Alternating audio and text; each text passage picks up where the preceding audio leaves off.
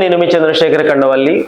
ఏపీలో రాజకీయం ఎలా చేయాలో బీజేపీ పెద్దలకు అంతుపట్టకుండా ఉందని జాతీయ రాజకీయ విశ్లేషకులు చెబుతున్నారు. ఏపీలో హిందుత్వం మీద రాజకీయం చేద్దామంటే కుదిరే పనే కాదు. ఒకవేళ అవకాశం ఉంటే బీజేపీ ఎప్పుడో అధికారంలోనికి వచ్చి ఉండేది.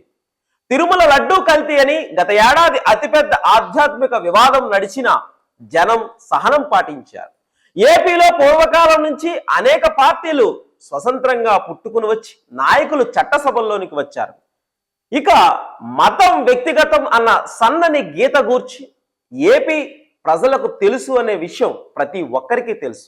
ఇవన్నీ ఇలా ఉంటే ఏపీలో 2029 నాటికి బలమైన రాజకీయ పార్టీగా అవతరించాలని బీజేపీ ఊళ్ళూరుతోంది.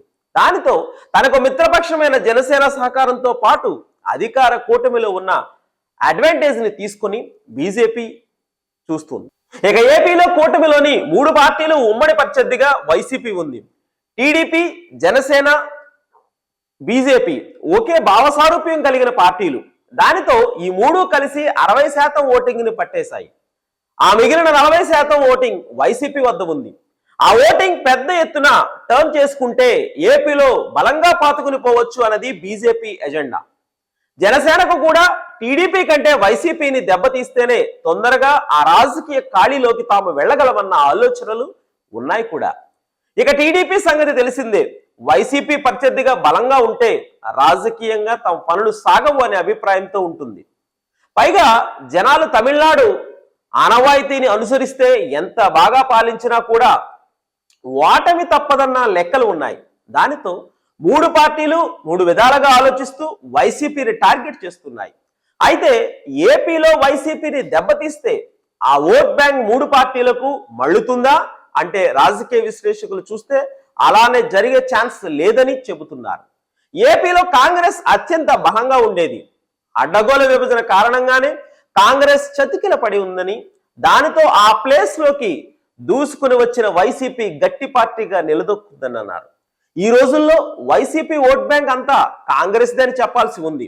ఒకవేళ ఏ కారణం చేతైనా ఏపీలో వైసీపీని టార్గెట్ చేస్తే, జగన్ని ఇబ్బందుల పాలు చేస్తే అది కాంగ్రెస్ కి వరంగా మారుతుందని విశ్లేషకులు అంటున్నారు. 2012లో జగన్ని జైల్లో పెట్టారు. కానీ అప్పుడు ఉన్న రాజకీయ సన్నివేశాలు వేరు.